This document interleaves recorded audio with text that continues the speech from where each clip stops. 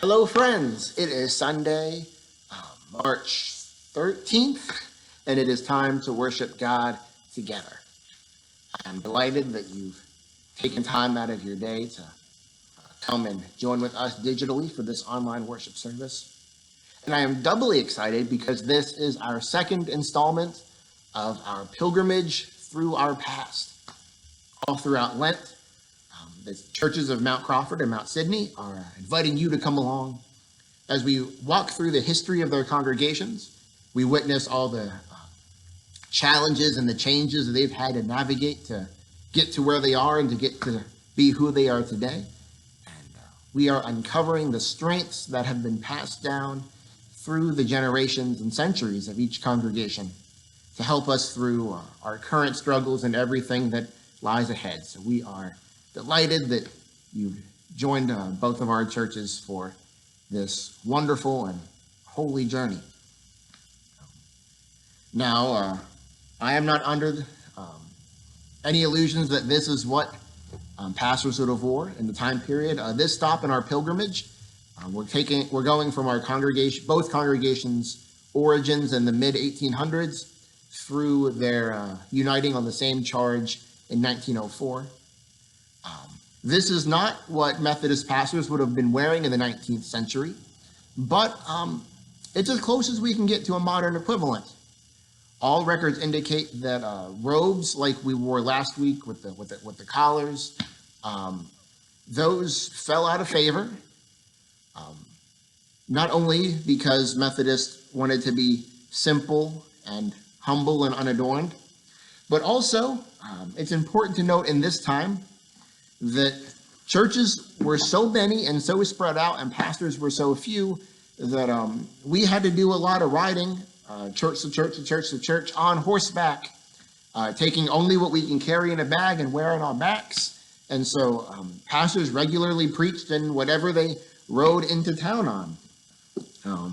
In that day and age, the Book of Discipline, which held not only our church history and beliefs and organization, but also held our approved rituals and worship services. This is the Discipline from 1886. They were small.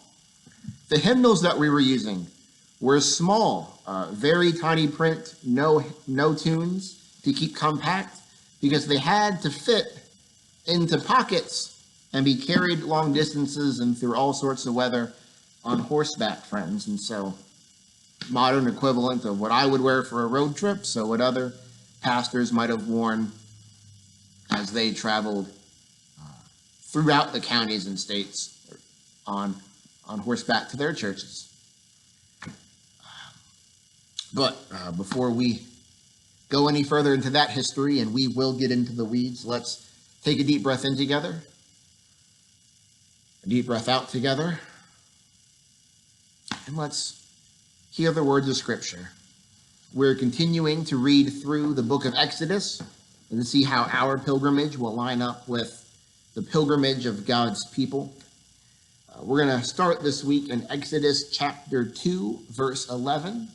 So if you have a Bible, dust it off, open it up to Exodus chapter 2, and we'll read together.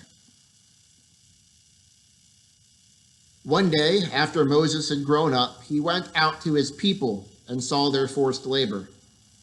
He saw an Egyptian beating a Hebrew, one of his kinsfolk. He looked this way and that, and seeing no one, he killed the Egyptian and hid him in the sand. When he went out the next day, he saw two Hebrews fighting, and he said to the one who was in the wrong, "Why do you strike your fellow Hebrew?" And that Hebrew answered, "Who made you ruler and judge over us? Did you mean to kill me the way you killed the Egyptian yesterday?" Then Moses was afraid and thought, "Surely this thing has become known." And when Pharaoh heard of it, he sought to kill Moses. But Moses fled from Pharaoh. He settled in the land of Midian and sat down by a well. And we'll skip over to chapter 3, a few verses. Moses was keeping the flock of his father-in-law, Jethro, the priest of Midian. he led his flock beyond the wilderness and came to Horeb, the mountain of God. There the angel of the Lord appeared to him in a flame of fire out of a bush. Moses looked, and the bush was blazing, yet it was not consumed. And Moses said, I must turn aside and look at this great sight and see why the bush isn't burned up. When the Lord saw that Moses, had turned aside to see, God called to Moses out of the bush, Moses, Moses. And Moses said, Here I am. And God said, Come no closer. Remove the sandals from your feet, for the place on which you are standing is holy ground. God said further, I am the God of your father, the God of Abraham, the God of Isaac, the God of Jacob. And Moses hid his face, for he was afraid to look at God. Friends, holy wisdom, holy word. Thanks be to God. Right, friends, like I shared at the top of the service, this stop in our pilgrimage is going to explore the origins of both of our congregations in the 1840s and the 1850s, and explore the time period up until they joined together in one charge in 1904.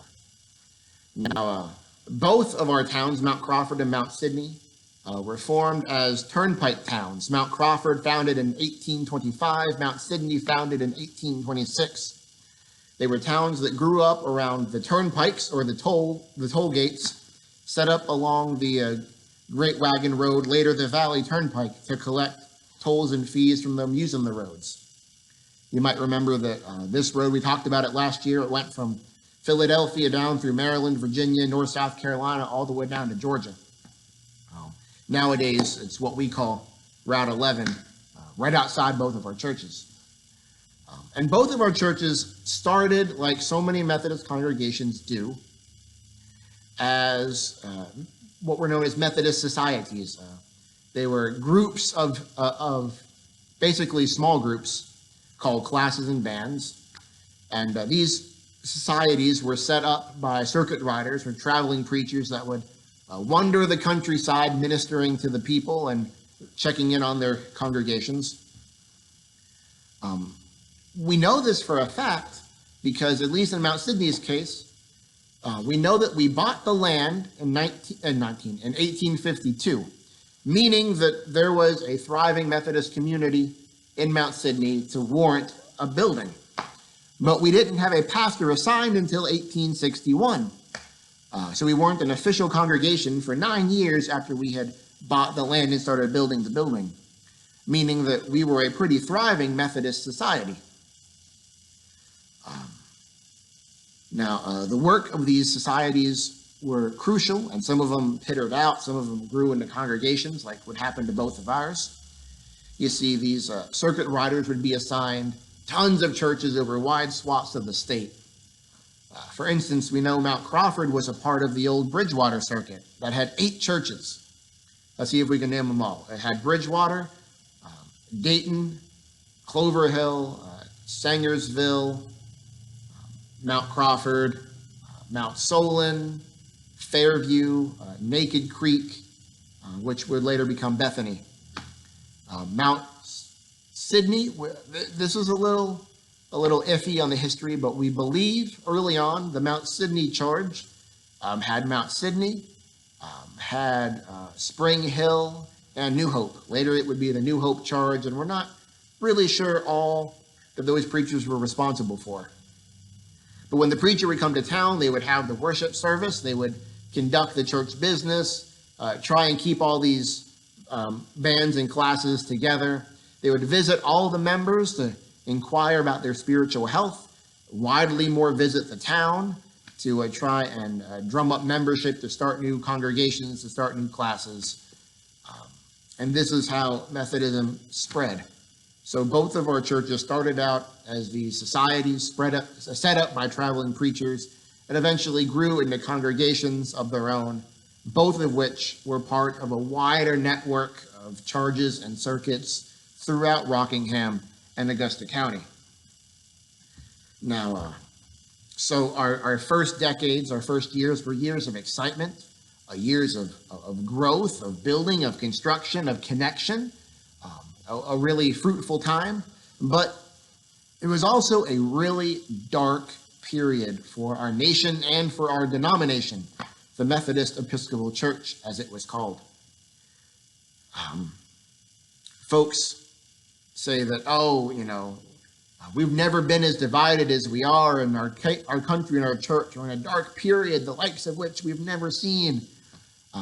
But friends, the ancestors, the pioneers of Mount Crawford and Mount Sidney, they beg to differ. When Mount Crawford was started in the 1840s and Mount Sidney started in the 1850s, our nation and our church was in a dark place. For decades, and y'all know the history, for decades our nation had been tearing itself apart at the seams over the question of slavery and slaveholding and everything that meant for our society and our economy. There were slave revolts happening all over the South. There were riots and demonstrations and battles being fought across the country, like in Bleeding, Kansas and in Harper's Ferry. Eventually, the Civil War would start and rip the nation in half. But the signs of fracture started earlier. In 1820, a large group split off of the Methodist Episcopal Church, and they formed the Methodist Protestant Church. They left over debates and disagreements about the power of bishops and clergy over churches. And now the Methodist Episcopal Church had always, at least on paper, had a very strong anti-slavery, anti-slave-holding policy, but it never really enforced those rules in its membership, especially in the South, never even preached it. Now, in 1844, a bishop, I believe, down in Georgia, I want to say his name was Bishop Andrew, but don't quote me on that. The bishop down in Georgia inherited slaves from his wife's family, refused to sell the slaves, and that started a debacle that split split the Methodist Episcopal Church in half. So we had the Methodist Episcopal Church in the north and the Methodist Episcopal Church south, of course, in the south. Our churches belonged to the Baltimore Conference. We weren't in the Virginia Conference yet. The Baltimore Conference had Maryland, the Susquehanna Valley, and the Shenandoah Valley. And we originally, though not unanimously, decided to stay with the mother church in the north. Fast forward in the 1850s, our own annual conference split in half with some central Pennsylvania and northern Maryland's forming their own conference, leaving us in the South Maryland and Virginia in their own conference. In 1860, another group split off from the church to form the Free Methodist Church. The Free Methodists had been advocating for a stronger anti-slavery position, for freedom to worship in spirit, however they saw fit, and they had been advocating that we stop selling and renting seats and pews to people. Now, that's a completely different story. And then finally, in that same year, 1860, when the Free Methodists left, the Methodist Episcopal Church, that northern denomination to which we belonged, they doubled down and strengthened their anti-slavery and anti-slave-holding policies. Now, when the bishop brought that to the Baltimore Annual Conference, which was being held just down the road in Stanton that year, our conference deposed the bishop, broke off from the northern denomination, and joined the southern denomination, except for a couple churches in northern Virginia that stayed with the north. And then the rest of the churches in the valley and in that part of Virginia decided that they were going to break off from their annual conference that broke off from the denomination, but they were going to be their own independent conference. And that lasted until 1866, when we rejoined the Baltimore Conference and the Southern Church. And it got real local, too. Some memoirs written about the early days of Mount Crawford in the early 1900s referred to our church here as the Northern Methodist Church. That and some recollections of some folks that have been around a while lead us to believe that there might have been a breakaway Methodist congregation on the north end of town that allied itself with the Southern Church. And so in the space of that just 60 years, we've had two groups, two denominations split off from the Methodist Episcopal Church. So two groups left the denomination. The denomination broke itself in two. Our annual conference broke apart twice, with the Virginia churches deciding to be independent, and then at least in Mount Crawford, the Mount Crawford congregation breaking apart in two. Schism after schism after schism after schism after schism. We have been through some stuff, friends.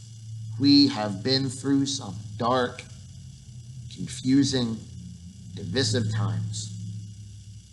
And the mystery of it all is, in the middle of that conflict and that confusion, in the middle of all that dividedness, and in the middle of all the vitriol and the violence, God saw fit to raise up a Methodist congregation in Mount Crawford and Mount Sidney. When the nation and the church were tearing itself apart like it hadn't torn itself apart before or after, God and our own ancestors here decided that the time was right to start a church. And then that is where our story connects with the Exodus story that we just read. Before our story picks up, in case it's been a while, the Hebrew people, the Israelite people, had been living in Egypt, and they'd been growing and being prosperous and having a great time. Eventually, Egypt came to be a little bit suspicious of them, a little bit fearful of this group of foreigners, reproducing like rabbits. And so Pharaoh decided to enslave the people, and to help quell their numbers, Pharaoh decided that all the Hebrew male children born should be killed. Now, the fella in our story, a guy named Moses, he was one of the Hebrew male children whose family hid him, and he saved him from the slaughter. Oddly enough, through a twist of fate, Moses ended up being raised by Pharaoh's daughter as a member of the Egyptian court. When our story picks up, Moses has become aware of his Hebrew ancestry. And we can only imagine the conflict and the confusion, the pain and the tears that filled him. He, of course, loves the family that raised him, the only family he's ever known, the only identity he's ever known. But the family that he loves, the family that he knows, is violently oppressing the people of his ancestry, the people that gave birth to him, who he doesn't know and who don't know him. As the story goes, Moses is out. He's seeing what his people are going through. He sees an Egyptian hitting a Hebrew. He looks both ways to make sure no one's looking. He kills the Egyptian, hides his body. Next day, he tries to break up a fight between two Hebrews. And rather than being grateful, they throw the book at him and say, "Who are you? Who are you to boss us around? You going to kill us like you killed that man yesterday?" Secret's out. Moses is terrified. When Pharaoh finds out that Moses killed the Egyptian, he tries to kill him. So Moses runs away. He runs away from the family that raised him, who now wants to kill him. He runs away from the family who gave him birth, but who does not trust him and is ungrateful for what he's done. He runs away, next country over in Midian, and tries his best to lay low for 40 years. But of course, you can run a long time, but you're never going to outrun your problems, and you're definitely not going to outrun God. 40 years later, God finds Moses minding his own business, keeping a low profile, speaks to Moses through a burning bush, and commands Moses to go back to Egypt, not only to face the situation of the Egyptians and the Israelites, but to get involved in the situation, to face the Pharaoh who raised him and who wants to kill him, to face the Hebrew people that gave birth to him but do not know or trust him, and to demand that the Hebrews be let free. Moses tried to run, but was commanded by God to go back and face the problems that plagued his people. And our denomination, our church, our country is in a real rough situation too. You see, it's no secret that our United Methodist Church has been tearing itself apart at the seams over the question of how our gay and lesbian sisters and brothers are going to be included in our church's life and ministry. We've been fighting about this ever since 1972, and it has really consumed our entire attention since the early 2000s. Since 2019, a schism has been all but imminent.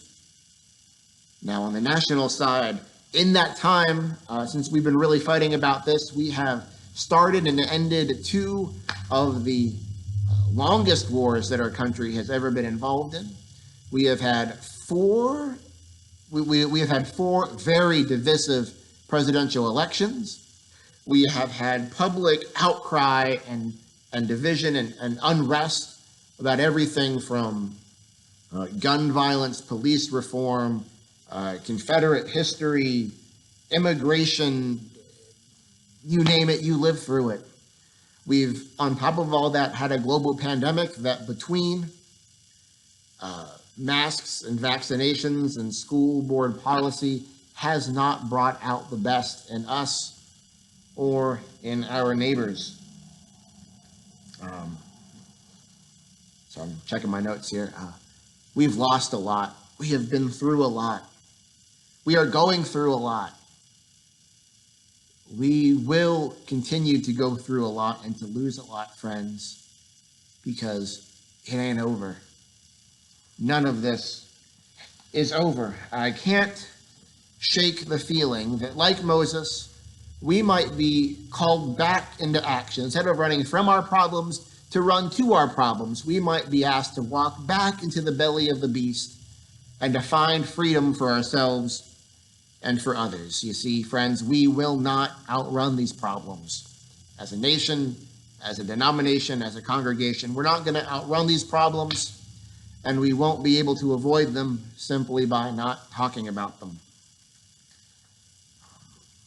Now, we have faced a lot of darkness and talked about a lot of darkness, but I brought us to this space, this stop on our pilgrimage, this time period. I wanted us to stop here because our earliest ancestors, the founders of our churches, have some good news for us. Would you like some good news? The good news is this. Whatever is happening, whatever is coming down the pipe, whatever might happen, friends, we have been through it. Schism, we've been through 5. Massive civil unrest in our nation and our church, we've survived it. Civil war, we've been there.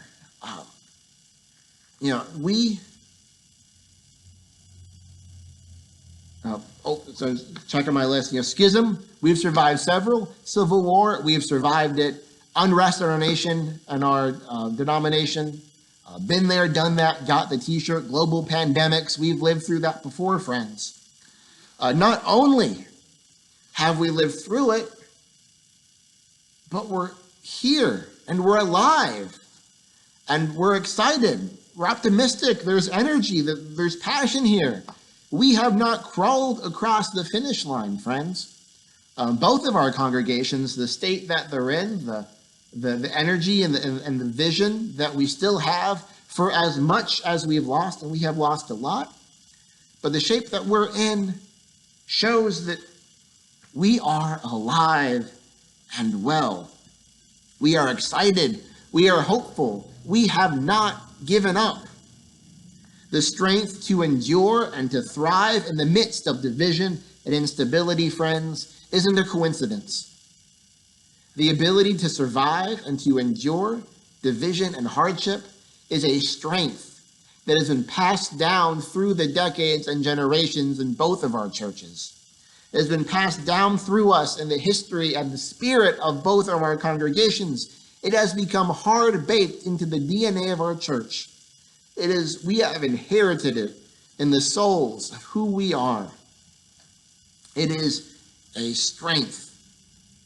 In fact, I'll take a step further. Knowing that both of our churches were formed in the middle of division and schism and instability and uncertainty in our nation and in our denomination means that we have never been closer to our roots than we are right now. We have never been closer to our founding spirit, and perhaps we have never been closer to our purpose as congregations than we are right now. All the road signs say that we are heading for disaster, friends. But knowing where we've came from, knowing how, where, and when we were started, we may not be running towards a disaster as much as we are headed towards a breakthrough, friends. In the midst of schism and division and confusion and violence and uncertainty, we may never have been close to our purpose for existing than we are right now. And I've looked through both churches' histories, and both churches are different and did it differently, but here's what I found. Here's how they survived and endured. Here's the lessons that they have for us. Both churches survived through these hard times by staying focused on the ministry to their neighborhoods and by learning how to be flexible and rely on their sister churches. Let's take Mount Sidney, for instance. In all the mess, the church land was bought in 1852. Didn't have a pastor until 1861. That's 9 years when the church held itself together. The records go silent during the Civil War, as of course there were other things on the agenda. But there was still a Mount Sidney after the Civil War, which meant that during our nation's darkest hour, that church, y'all held yourselves together and continued to pray together and to do ministry together to yourselves and your neighbors, and relied on your sister churches, New Hope and Pleasant Grove. In Mount Crawford, it was shortly after the Civil War that we decided to go out on our own to separate from the Bridgewater Charge and to form the Mount Crawford Charge, with Mount Crawford and Fairview and Naked Creek that would later be Bethany. That was a risk, to go out on our own, to try and support a charge with just the three churches. That was a risk. And the fact that we took that risk means that our ancestors were people who heard God's call to focus more on their local communities, because a smaller charge would allow us to focus more on our local communities, and we took that risk. In that time, in 1895, we sent a man named Homer Sherman into ministry. Reverend Sherman in the 30s would be an integral part of the committee that brought together the North and the South denominations to reunite. 1899, we sent a woman named Arena Collier, or Collins at the time, later would be Arena Collier, at 28 years old, to go halfway around the world and be a missionary in Korea. Friends, pastors and missionaries don't come out of nowhere. For young people to feel and to pursue God's call means that we were a congregation, Mount Crawford, just like Mount Sidney. We were a congregation of spiritual maturity that trained people to be open to God's voice, to listen to God's call, and we stood behind one another when God said something and gave us orders.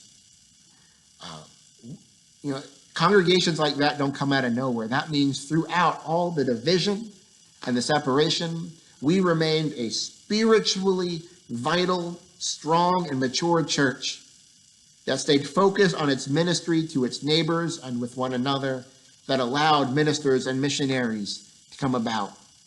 We relied on each other, and we stayed flexible. In the 1880s, Mount Sidney, when the ministry demanded it, left the New Hope Charge and formed a new charge with Parnassus and Spring Hill. And then just 10 years later, left to join the Mount Crawford Charge to make up Mount Crawford, Fairview, Naked Creek, later Bethany, and Mount Sidney. And the same year, in 1904, 1905, when Mount Sidney joined, that same year, the entire charge banded together to build another Methodist church in the booming new town of Weir's Cave. When we were a charge and congregations that were mature and stable and strong enough that when God spoke, we answered and we leaned on each other for support. We supported one another to carry out that call and that vision.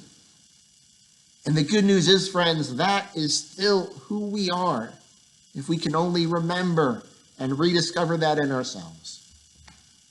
Because you see, God has given us one job.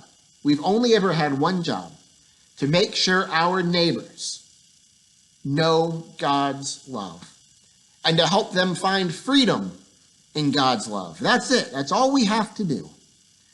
And the testimony of the Mount Crawford and the Mount Sidney Church, the testimony of the Mount Crawford charge through civil war and division and instability and uncertainty and schism, our testimony, which is as true then as it is now, is that if we set ourselves to that one mission, if we dedicate ourselves to making sure our neighbors know God's love, God will always make a way for us to do it. That is the testimony of our ancestors. That is the foundation of both of our churches, and that is a strength that we still have in us today.